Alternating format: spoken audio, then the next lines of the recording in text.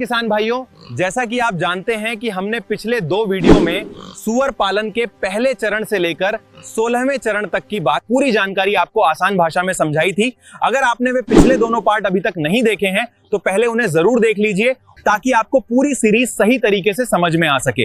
यह वीडियो उसी सीरीज का तीसरा और बहुत ही महत्वपूर्ण पार्ट है जिसमें हम सुअर पालन की संपूर्ण जानकारी को 24 चरणों में कवर कर रहे हैं। इस वीडियो में हम आपको 17वें चरण से लेकर 24वें और आखिरी चरण तक की पूरी प्रैक्टिकल जानकारी देने वाले हैं। किसान भाइयों, सुअर पालन में सबसे बड़ी दिक्कत तब आती है जब महीनों की मेहनत के बाद भी सही दाम नहीं मिल पाता या फिर बिक्री के समय सही प्लानिंग न होने की वजह से नुकसान हो जाता है। कई बार किसान को यह भी समझ नहीं आता कि यह सुअर को कब बेचना सही रहेगा, कितना वजन होना चाहिए, बाजार में सही खरीदार कैसे चुने और ट्रांसपोर्ट व पैसे की लेन देन में क्या सावधानी रखनी चाहिए। इसी तरह खर्च और मुनाफे का सही हिसाब न होने की वजह से भी कई किसान असली फायदा नहीं निकाल पाते। इस वीडियो में हम आपको सुअर पालन के सबसे महत्वपूर्ण और आखिरी स्टेज को बहुत ही आसान भाषा में समझाने वाले हैं।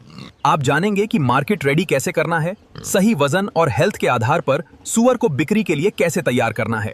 साथ ही हम बात करेंगे सही खरीदार चुनने, सही दाम तय करने और सुरक्षित ट्रांसपोर्ट की पूरी प्रक्रिया की। इसके अलावा आपको यह भी समझाया जाएगा कि पैसे की लेन देन कैसे सुरक्षित रखें, पूरा खर्च कैसे निकालें और असली मुनाफा कैसे कैलकुलेट करें। अंत में हम आपको यह भी बताएंगे कि अपने फार्म को आगे कैसे सुधारें और धीरे धीरे उसे बड़ा कैसे बनाया जाए। इस वीडियो पर आगे बात करें इसके पहले सभी किसान साथियों से हमारा निवेदन है कि यदि अभी तक आपने हमारे YouTube चैनल एग्रीजीवान फार्मिंग को सब्सक्राइब नहीं किया है, कृपया कर लीजिए, क्योंकि हम इस चैनल पर सुअर पालन से जुड़ी जानकारी वाले वीडियो लगातार अपलोड करते रहते हैं।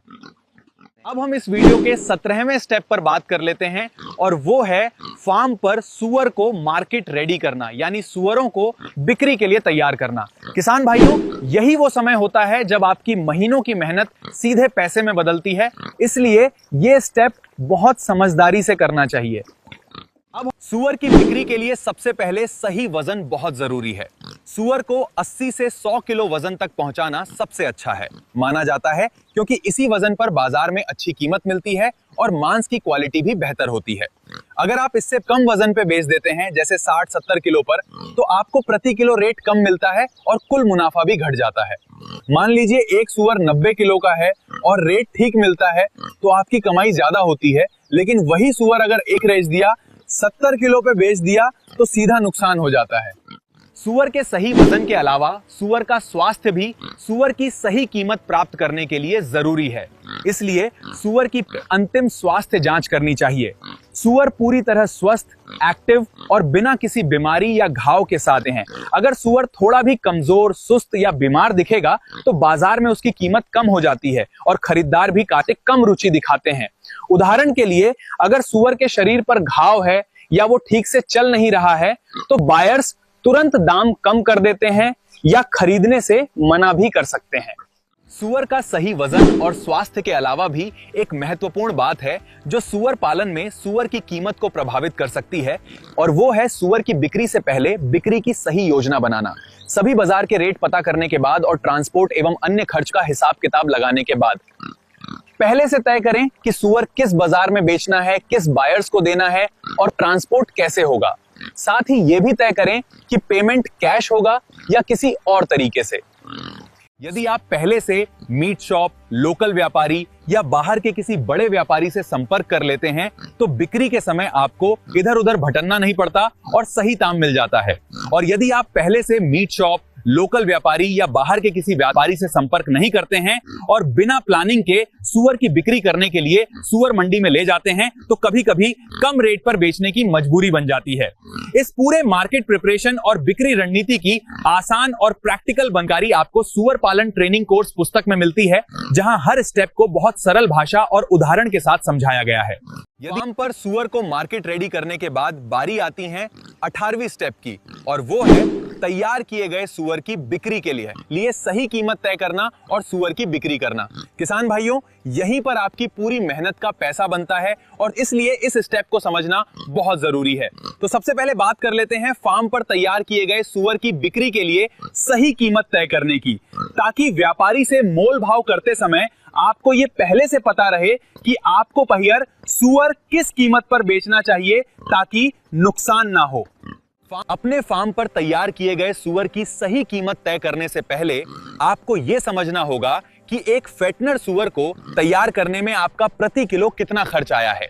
जब आप अपने फार्म पर सुअर को पालकर 80-100 किलो शारीरिक वजन तक बेचने लायक तैयार करते हैं तो इस सुअर को तैयार करने में कुल खर्च कितना आया। फैटनर सुअर का पूरा खर्च निकालने के लिए आपको 2 महीने के पिगलेट का खर्च, सुअर को 2 महीने की उम्र से 100 किलो शारीरिक वजन तक पहुंचाने में हुआ फीड खर्च और अन्य खर्च सभी का कैलकुलेशन करना होगा। तो अब हम एक एक खर्च का कैलकुलेशन करते हैं। तो सबसे पहले बारी आती है 2 महीने उम्र के पिगलेट के खर्च की। अब फेटनर सुअर तैयार करने के 2 तरीके होते हैं। पहला तरीका है कि आप 2 महीने के छोटे पिगलेट जो लगभग 15 किलो वजन वाले होते हैं, इन्हें दूसरे फार्म से खरीदते हैं, फिर इन्हें अपने फार्म पर बिक्री के लिए तैयार करते हैं। जब आप किसी अन्य सुअर फार्म से पिगलेट खरीदते हैं तो एक पिगलेट की लागत लगभग 4000 से 450 रुपए तक पड़ सकती है। तो वहीं सुअर तैयार करने का दूसरा तरीका है कि आप अपने ही फार्म पर ब्रीडिंग करके ब्रीडिंग मादा सुअर से बच्चे पैदा करें और उन्हें बिक्री के लिए तैयार करें। इस केस में एक पिगलेट की लागत लगभग 2500 से 3000 रुपए तक आ सकती है। हालांकि फार्म कर ब्रीडिंग कराने के लिए आपको सुअर की ब्रीडिंग के बारे में संपूर्ण जानकारी होना बहुत जरूरी है। यहाँ एक बात तो समझ में आती है कि यदि सही तरीके से फार्म मैनेज किया जाए और अपने फार्म पर सुअर की ब्रीडिंग कराई जाए, आप प्रति पिगलेट लगभग 1500 रुपए तक की बचत कर सकते हैं। लेकिन किसान भाइयों, प्रति पिगलेट 1500 रुपए की लालच में आने से पहले यहां एक बात समझना जरूरी है। यदि आपने सुअर प्रति की ब्रीडिंग के बारे में बिना कोई जानकारी लिए अपने फार्म पर ब्रीडिंग शुरू की और अगर ब्रीडिंग सही तरीके से नहीं हुई, गर्भवती मादा की सही देखभाल नहीं की गई या जन्म के बाद पिगलेट की मृत्यु ज्यादा हो गई, तो प्रति पिगलेट यही लागत बढ़कर में 5000 से 7000 रुपए प्रति पिगलेट तक भी पहुंच सकती है। इसलिए सिर्फ 1500 रुपए बचाने के लालच में बिना अनुभव के ब्रीडिंग शुरू करना सही नहीं है। हमारी तरफ से हम नए किसानों को यही सलाह देना चाहेंगे कि शुरुआत में फेटनर सुअर तैयार करने के लिए पिगलेट बाहर से खरीदें। जब आपको 1-2 साल में सुअर की ब्रीडिंग कराने की अच्छी जानकारी और अनुभव हो जाए, तभी अपने फार्म पर ब्रीडिंग शुरू करें। तो हम बात कर रहे थे फैटनर सुअर की कीमत तय करने के बारे में और इसके लिए हम फैटनर सुअर पर होने वाला पूरा खर्च निकाल रहे थे। तो सबसे पहले हम पिगलेट पे होने वाला खर्च निकाल रहे थे। तो अब हम यहाँ दूसरे फार्म से खरीदे गए पिगलेट के लिए अनुसार एक फैटनर सुअर को तैयार करने में आने वाला खर्च देख लेते हैं। मान लीजिए आपने किसी दूसरे फार्म से 2 महीने का एक पिगलेट खरीदा। उस समय उसका वजन पहले से ही 15 किलो था और आपने उसे 4500 रुपए में खरीदा। अब आपका लक्ष्य है उस पिगलेट को बड़ा करके 100 किलो वजन तक तैयार करना। लेकिन यहां एक बात समझना बहुत जरूरी है, सुअर को पूरे 100 किलो वजन बढ़ाने की जरूरत नहीं पड़ती, क्योंकि जब आपने उसे खरीदा था तब उसका वजन पहले से ही 15 किलो था। यानी अब फार्म पर उसे केवल 85 किलो वजन और बढ़ाना है। अब एक फैटनर सुअर 1 किलो वजन बढ़ाने के लिए लगभग 2.6 किलो फीड खाता है। इसलिए 85 किलो वजन बढ़ाने के लिए हम 85 को 2.6 से गुणा करेंगे। इससे कुल फीड लगभग 221 किलो निकलता है। यानी 15 किलो से 100 किलो तक पहुंचने में सुअर लगभग 221 किलो फीड खाएगा। अब अगर फैटनर फीड की कीमत 35 रुपए प्रति किलो है तो 221 को 35 से गुणा करने के पर कुल फीड खर्च लगभग 7735 रुपए आता है। यानी सिर्फ खाने पर ही लगभग 7500 रुपए खर्च हो जाते हैं। इसके अलावा कुछ और जरूरी खर्च भी होते हैं, जैसे दवाई और मेडिसिन का खर्च। एक फैटनर सुअर को पालने में सामान्य तौर पर 300 से 400 रुपए तक दवाई पर खर्च हो जाता है। फिर मजदूर खर्च, बिजली बिल, पानी और साफ सफाई जैसे अन्य छोटे मोटे खर्च भी आते हैं, जिन्हें हम लगभग 500 रुपए मान लेते हैं। अब हमें फैटनर सुअर का कुल खर्च निकालने के लिए पिगलेट खर्च, फीड खर्च, मेडिसिन खर्च और अन्य खर्च जोड़ना होगा। तो इस तरह एक फैटनर सुअर को तैयार करने में कुल खर्च आएगा: पिगलेट खरीदी खर्च 4500 रुपए प्लस फीड खर्च 7735 रुपए प्लस मेडिसिन खर्च 400 रुपए प्लस अन्य खर्च 500 रुपए बराबर लगभग 13135 रुपए। तो इस तरह यदि 100 किलो फैटनर सुअर तैयार करने में आपको कुल खर्च 13135 रुपए आता है, तो प्रति किलो खर्च निकलने के बाद लिए हमें कुल खर्च में 100 का भाग देना होगा, तो सुअर का प्रति किलो खर्च निकल जाएगा। तो इस तरह फैटनर सुअर का प्रति किलो 135 भागित 100 बराबर 131 रुपए। यानी फैटनर सुअर तैयार करने में आपका खर्च लगभग 131 रुपए प्रति किलो आएगा।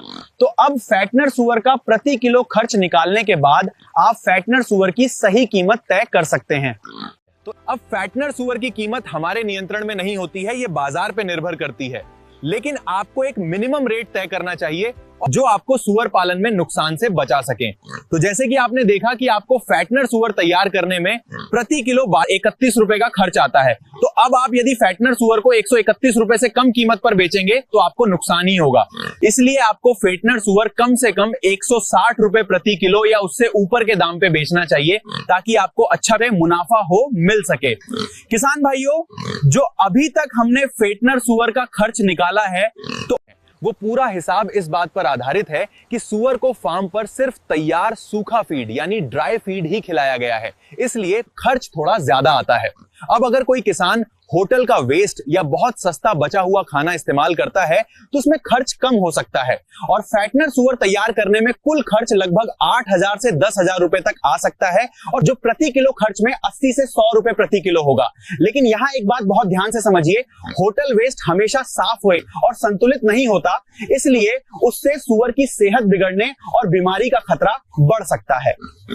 इसलिए हम आपको होटल वेस्ट इस्तेमाल करने की सलाह नहीं देते हैं।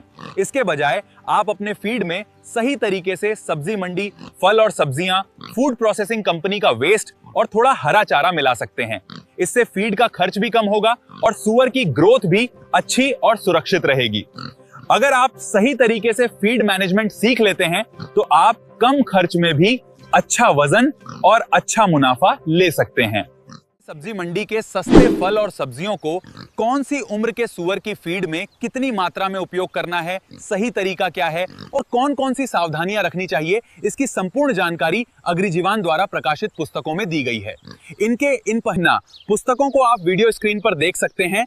यदि आप इन पुस्तकों के बारे में अधिक जानकारी लेना चाहते हैं तो व्हाट्सएप पर संपर्क कर सकते हैं या एग्रीजीवान की वेबसाइट से किताब ऑर्डर कर सकते हैं, लिंक डिस्क्रिप्शन में दिया गया है। अब हम बात कर लेते हैं कि फैटनर सुअर बेचने के लिए किसान भाइयों को कौन कौन से मार्केटिंग उपाय अपनाने चाहिए ताकि ज्यादा से ज्यादा खरीदार मिलें और अच्छी कीमत मिल सके। सबसे पहला उपाय है व्हाट्सएप और सोशल मीडिया का उपयोग।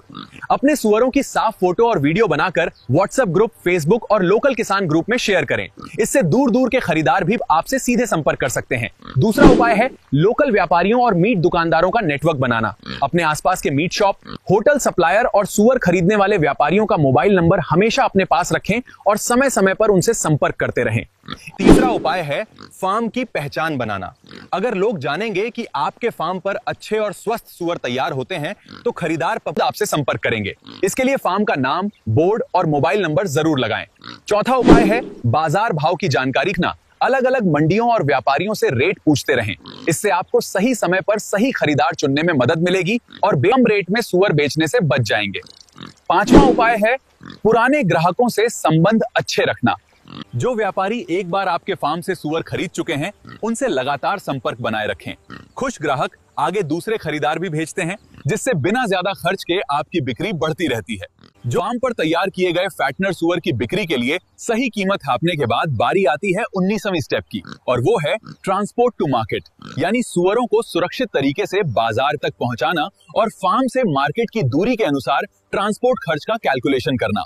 तो सबसे पहले हम देख लेते हैं कि फैटनर सुअरों को सुरक्षित तरीके से फार्म से बाजार तक कैसे पहुंचाना है। किसान भाइयों, अगर सुअरों को सही तरीके से बाजार तक नहीं ले जाया गया तो रास्ते में चोट लग सकती है, वजन कम हो सकता है और कई बार खरीदार भी रेट कम कर देते हैं।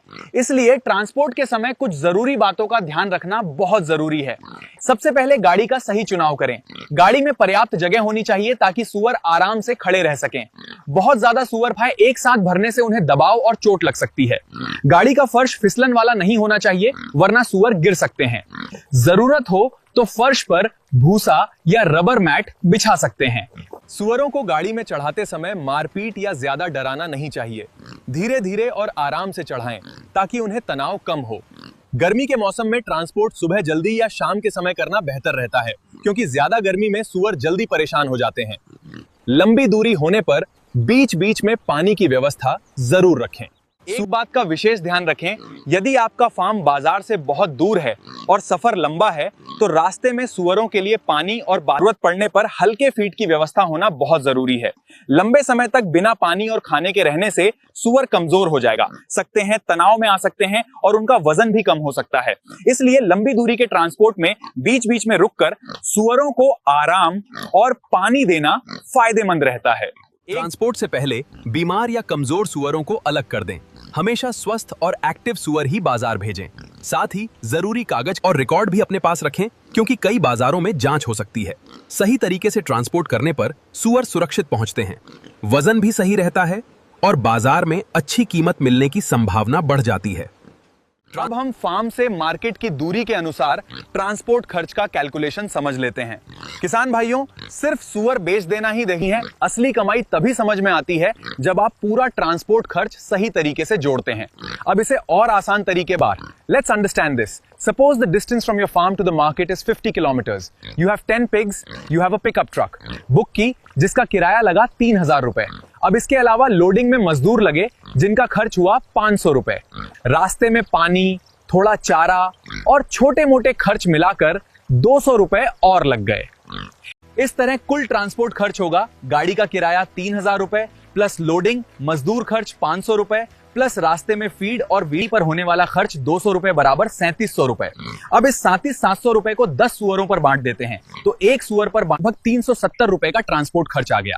अब मान लीजिए आप एक सुअर 15,000 रुपए में बेचते हैं तो असली मुनाफा निकालते समय आपको पहले 370 रुपए घटाने होंगे, यानी फैटनर सुअर की बिक्री के बाद ट्रांसपोर्ट खर्च अलग करने पर असली कीमत 14,630 रुपए के आसपास रह जाती है। अब अगर यही दूरी ज्यादा हो जाए, जैसे 100 किलोमीटर, तो किराया बढ़कर 5,000 या 6,000 भी हो सकता है। ऐसे में प्रति सुअर ट्रांसपोर्ट खर्च और अधिक बढ़ जाएगा और आपका प्रॉफिट कम हो जाएगा। इसलिए हमेशा बाजार की दूरी, गाड़ी का किराया और सुअरों की संख्या को ध्यान में रखकर ही बिक्री का प्लान बनाएं। एक और जरूरी बात, अगर आप कम सुअर ले जा रहे हैं, जैसे 3 या 4, तो प्रति सुअर खर्च बहुत ज्यादा पड़ जाएगा। इसलिए कोशिश करें कि एक बार में ज्यादा सुअर लेकर जाएं ताकि प्रति सुअर कम खर्च आए। सुअरों को सुरक्षित तरीके से बाजार तक पहुंचाने के बाद अब बारी आती है 20वीं स्टेप की, और वो है फाइनल पेमेंट कलेक्शन, यानी अपनी मेहनत का पूरा पैसा सुरक्षित तरीके से लेना। किसान भाइयों, सुअर बेचने के बाद सही तरीके से पैसा लेना बहुत जरूरी है, क्योंकि अगर यहां थोड़ी सी भी गलती हो गई तो पूरा फायदा नुकसान में बदल सकता है।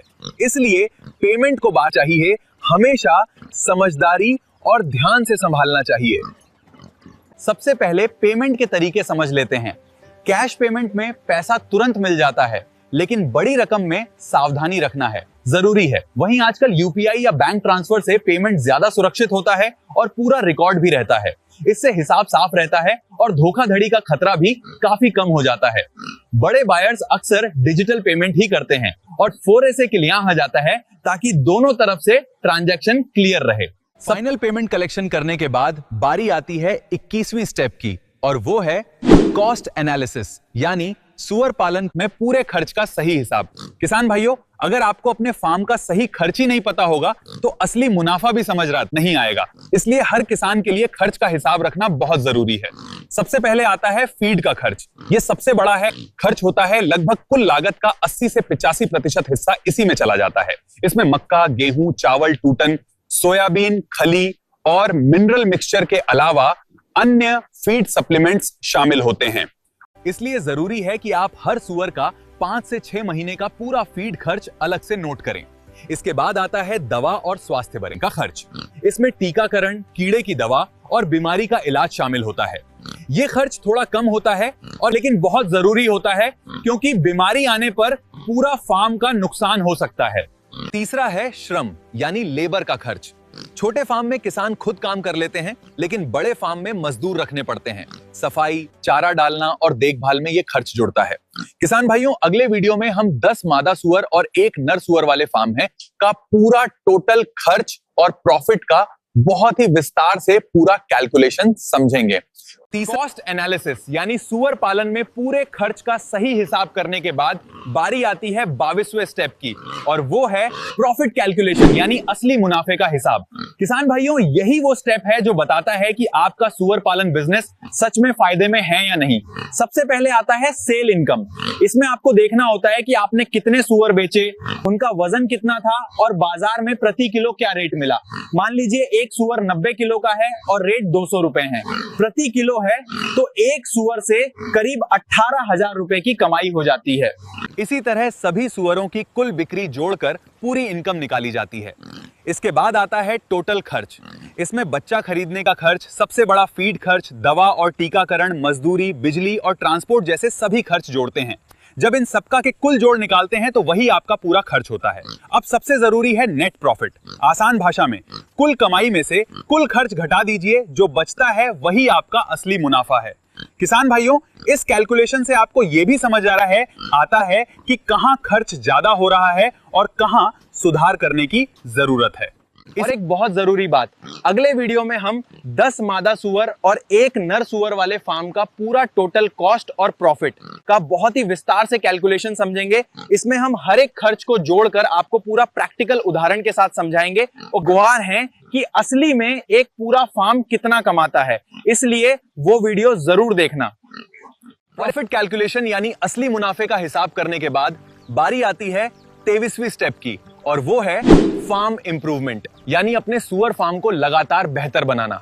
किसान भाइयों, सुअर पालन में असली कमाई सिर्फ फार्म शुरू करने से नहीं होती, बल्कि जब आप हर बैच के बाद अपने फार्म को सुधारते जाते हैं तभी आपका बिजनेस मजबूत बनता है। सबसे पहले आपको अपने फार्म की कमजोरियों को समझना होगा। देखिए कि कहीं सुअरों की ग्रोथ धीमी तो नहीं है, फीड सही से काम कर रहा है या नहीं, या फिर बीमारी ज्यादा तो नहीं फैल रही। हर बैच का रिकॉर्ड देखकर यह समझना बहुत जरूरी है कि गलती आखिर हो कहां रही है, ताकि अगली बार उसे सुधारा जा सके। इसके बाद सबसे जरूरी काम है फीड लागत को कम करना, क्योंकि यही सबसे बड़ा खर्च होता है। अगर आप मक्का, गेहूं और चोकर जैसे लोकल और सस्ते अनाज का सही मिश्रण बनाकर उपयोग करेंगे तो खर्च कम होगा और मुनाफा बढ़ेगा। इसके अलावा सब्जी के सस्ते फल और सब्जियां, फूड प्रोसेसिंग प्लांट का वेस्ट और हरा चारा भी सुअर फीड में शामिल करने पर विचार किया जा सकता है। ये निर्णय आपके फार्म पर फीड खर्च को 15 से 20% तक कम कर सकता है। हर बात है मृत्यु दर को कम करना। इसके लिए साफ सफाई, समय पर टीकाकरण और बीमार सुअरों को तुरंत अलग करना बहुत जरूरी है। छोटे पिगलेट्स की सही देखभाल से नुकसान काफी हद तक कम किया जा सकता है। फार्म पर सुधार के लिए जरूरी है कि आप फार्म हर एक जानकारी का लेखा जोखा रखें। फार्म पर रिकॉर्ड रखने का सही तरीका क्या होना चाहिए, इस टॉपिक पर बात हम अलग से वीडियो बनाएं या नहीं? क्या आप चाहते हैं इस टॉपिक पर अलग से वीडियो बनाया जाए? यदि हाँ, तो हमें कमेंट करके बताएं। फार्म इंप्रूवमेंट यानी अपने सुअर फार्म को लगातार बेहतर बनाने के बाद बारी आती 24वें स्टेप की, और वो है फार्म एक्सपेंशन प्लान यानी सुअर फार्म को धीरे धीरे बड़ा करना। किसान भाइयों, सुअर पालन में असली तरक्की तब दिखती है जब आप अपने छोटे फार्म को धीरे धीरे बड़े और मजबूत बिजनेस में बदलते हैं। और फिर जब पहला बैच अच्छा चलने लगे और मुनाफा मिलने लगे तो धीरे धीरे इसे 50 से 100 या उससे ज्यादा तक बढ़ा सकते हैं। लेकिन याद रखें, सिर्फ संख्या बढ़ाना ही काफी नहीं है, उसके साथ सही मैनेजमेंट भी जरूरी है। बिना प्लानिंग के बढ़ोतरी करने से बीमारी और नुकसान का खतरा भी बढ़ सकता है। इसके बाद आता है नया शेड बनाना। जैसे जैसे सुअरों की संख्या बढ़ती है, जगह की कमी होने लगती है। भीड़ ज्यादा होने से सुअरों में तनाव और बीमारी फैलने का खतरा बढ़ जाता है। तीसरी जरूरी बात है ब्रीडिंग यूनिट जोड़ना। अगर आप अपने ही फार्म पर पिगलेट तैयार करेंगे तो बाहर से खरीदने का खर्च और आपका फार्म धीरे धीरे सेल्फ डिपेंडेंट बन जाएगा। इससे लगातार उत्पादन बना रहेगा और मुनाफा भी स्थिर रहेगा। पूरे एक्सपेंशन प्लान और फार्म को आगे बढ़ाने की आसान और प्रैक्टिकल जानकारी आपको सुअर पालन ट्रेनिंग कोर्स पुस्तक में मिलती है, जिसमें छोटे फार्म को बड़े बिजनेस में बदलने के हर स्टेप को बहुत सरल भाषा में समझाया गया है। अगर आप अपने फार्म को प्रोफेशनल लेवल पर ले जाना चाहते हैं तो यह पुस्तक आपके लिए काफी उपयोगी हो सकती है। अधिक जानकारी या ऑर्डर के लिए दिए गए व्हाट्सएप नंबर पर संपर्क करें या एग्रीजीवान वेबसाइट से भी ऑर्डर कर सकते हैं, लिंक डिस्क्रिप्शन में दी गई है। अब हम इस वीडियो के आखिरी और सबसे महत्वपूर्ण हिस्से पर आ गए हैं और किसान भाइयों, यहीं पर इस पूरी सीरीज का समापन होता है। आपने इस पूरे सुअर पालन प्रशिक्षण में 24 महत्वपूर्ण स्टेप्स को समझा है, जो हमने आपको आसान भाषा में अलग अलग पार्ट में समझाए हैं। और इस पूरे चैप्टर को हमने एक साथ पूरा वीडियो बनाने की बजाय आपके समझने के लिए 3 अलग अलग वीडियो में बांटा था, ताकि हर एक टॉपिक आपको अच्छे से समझ में आ सके और आप उसे अपने फार्म पर आसानी से लागू कर सकें। पहले वीडियो में हमने बेसिक और शुरुआती जानकारी को कवर किया था।